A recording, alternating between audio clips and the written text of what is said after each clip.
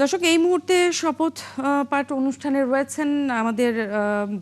সহকর্মী সুমন তানভীর। আমরা তার কাছে সরাসরি চলে যেতে চাই। সুমন, একটু জানতে চাই আজকের যে শপথ পাঠের অনুষ্ঠানের বিস্তারিত একটু আমাদেরকে জানাবেন। এখন কি চলছে, সেখানে কি ধরনের আনুষ্ঠানিকতা চলছে, সেটাও একটু জানতে চাই। জানেন, আসলে কিছুক্ষণ আগেই সেই কাঙ্ক্ষিত শপথ গ্রহণ শেষ হয়েছে, অর্থাৎ নতুন বাংলাদেশ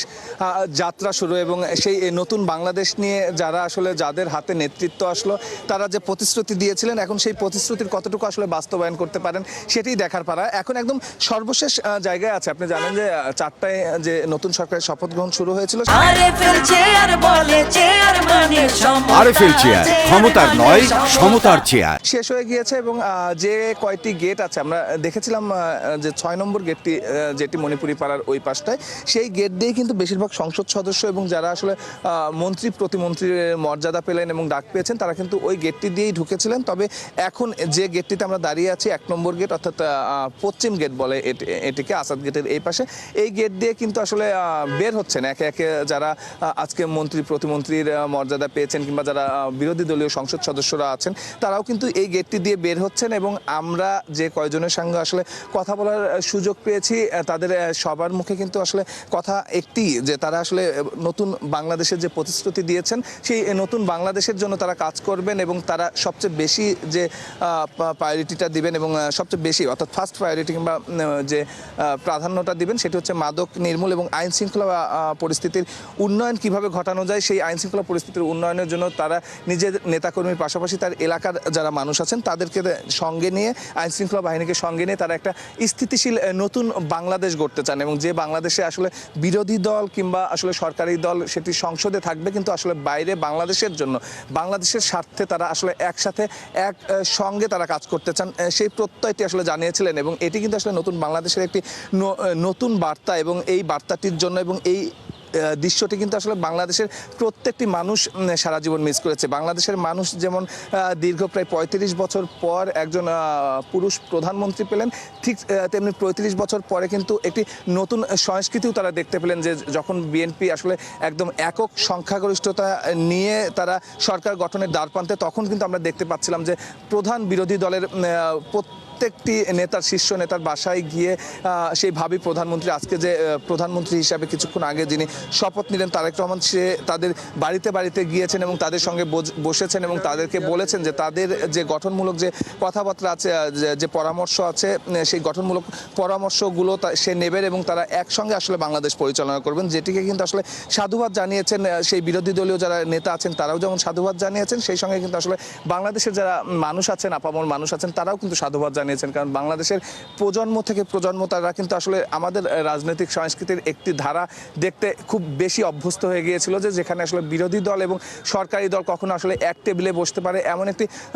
সূক্ষ্ম, এমন একটি স্বচ্ছ ধারণা আসলে তাদের ছিল না। তাদের আসলে একজন আরেকজনের সাথে বৈরিতার পরিমাণটা এত পরিমাণ বেশি ছিল যে তারা কখনো আসলে এক টেবিলে আসতে পারে, এই ধারণাটি ছিল না। আজকে এই 13শ জাতীয় সংসদ নির্বাচনের পর যে নতুন সরকার যাত্রা শুরু করলো, সেই নতুন সরকার যে উদাহরণটি দিয়ে আসলে যাত্রার পথ তৈরি করলো, সেই পথটি আসলে তারা ধরে রাখবেন। এবং এই বাংলাদেশ কিন্তু আসলে প্রত্যেকটি মানুষ কিন্তু দেখতে চায়। আমরা যদি একটু মন্ত্রিপরিষদের যে 50 জনের যে মন্ত্রিপরিষদ আসলে গঠিত হলো তারেক রহমান সহ, আমরা যদি দেখি, আমরা কিন্তু মানে খুব সহজেই আসলে নির্ণয় করা যায় যে এই যে 17 বছর আছে শেখ হাসিনা সরকারের 17 বছর স্বৈরাচার দমনে যারা আসলে একদম শুরু থেকে ছিলেন এবং সামনে থেকে যারা নেতৃত্ব দিয়েছেন, তাদেরকেই কিন্তু মূল্যায়ন করা হয়েছে এবং তারাই কিন্তু এই নতুন যে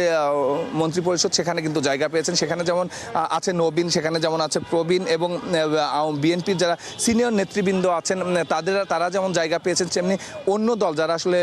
বিএনপি মনা কিংবা আসলে এই যে আমি যেটা বলছিলাম যে স্বৈরাচার বিরোধী যে আন্দোলন সংগ্রাম হয়েছে কিংবা যে দমন নির্যাতন আসলে ওই সময়কাল, অর্থাৎ 17 বছর সময়কাল হয়েছে, আপনি দেখছেন যে আসলে একে একে কিন্তু গাড়িগুলো আসলে বের হচ্ছেন। শুধু যে এই গেট দিয়ে বের হচ্ছে সেটি নয়, সকালবেলা আমরা দেখেছি যে সকালবেলায়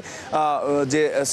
6 নম্বর গেটটি মণিপুরি পাড়ার, ওই গেট দিয়েই বেশিরভাগ গাড়ি, অর্থাৎ যারা সংসদ সদস্য নির্বাচিত হয়েছেন, যারা শপথ নেওয়ার জন্য জাতীয় সংসদ প্রাঙ্গণে এসেছেন, তাদের সঙ্গে সঙ্গে কিন্তু আমরা দেখেছিলাম যে যারা দলীয় নেতাকর্মী নেতাকর্মী আছেন তারাও কিন্তু আসলে সেখানে এসে জড়ো হচ্ছিলেন এবং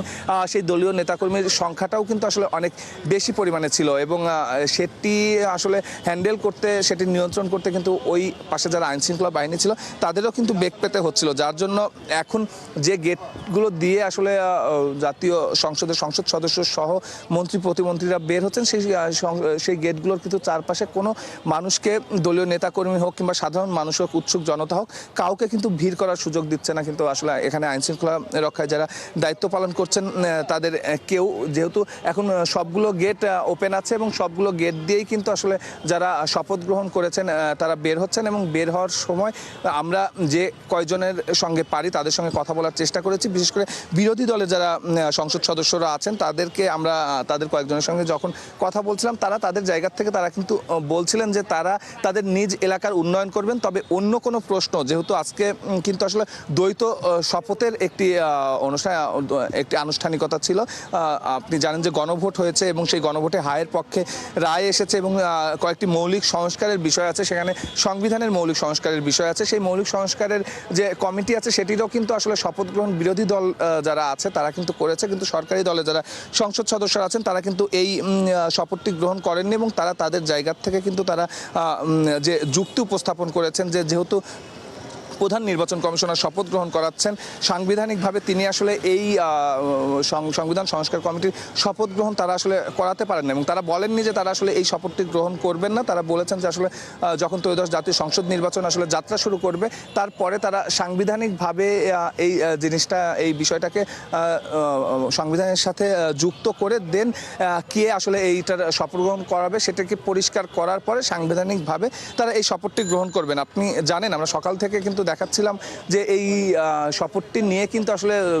সরকারি দল এবং বিরোধী দলের ভিতরে একটু প্রথমে মতৈক্য হচ্ছিল এবং তারপরে আসলে বিরোধী দল যারা আছে 11 দলীয় জোট তারা শপথ গ্রহণ করবেন কিনা সেটি নিয়েও একটা ধূম্রজার তৈরি হয়েছিল। কিন্তু আমরা পরক্ষণে দেখেছি আসলে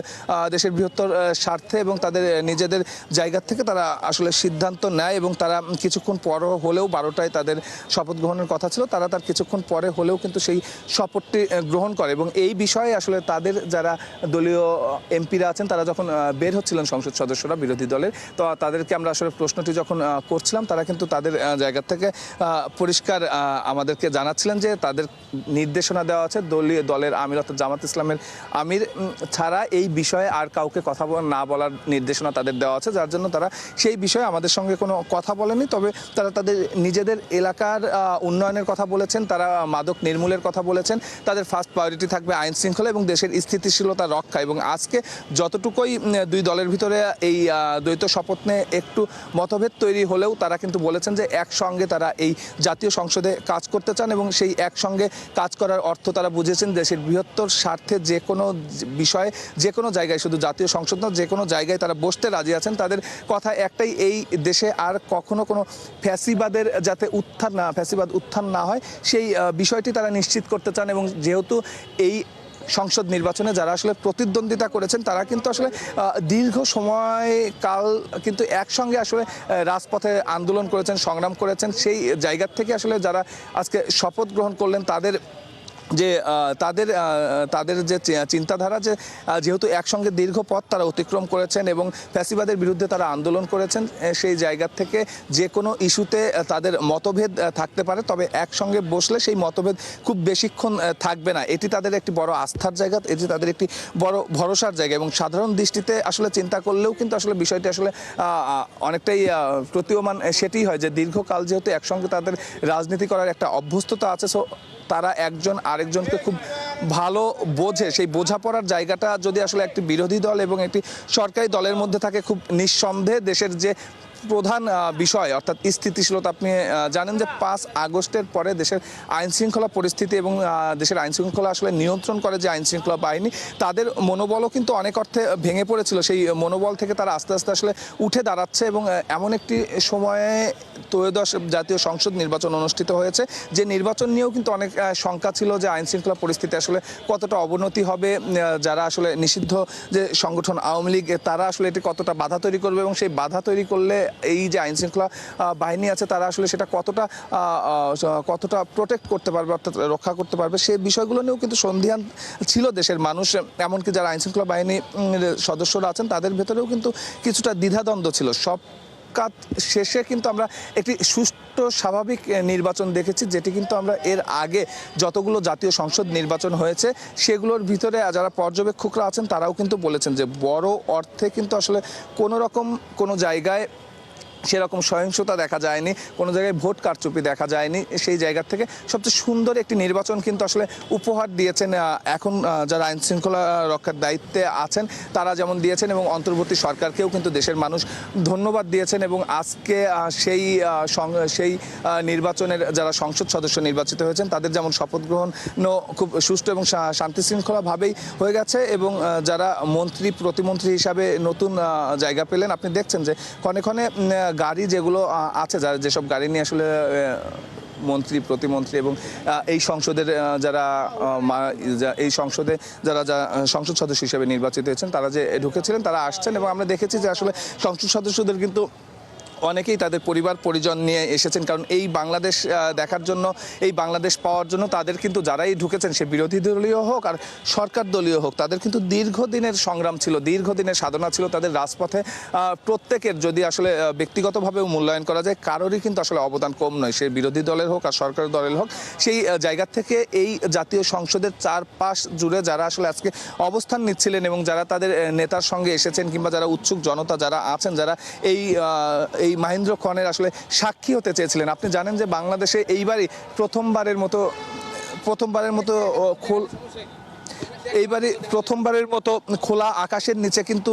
শপথ গ্রহণের অনুষ্ঠানটি করা হয়েছে, যেই জায়গা থেকে কিন্তু অনেক মানুষই এই মানিক মিয়া এভিনিউ অর্থাৎ জাতীয় সংসদের চারপাশ জুড়ে জড়ো হয়েছিলেন, এবং তারা কিন্তু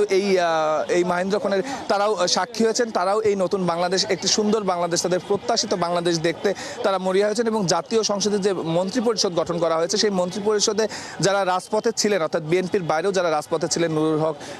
জুনায়েদ সাকির, তাদেরকে আসলে এই সংসদে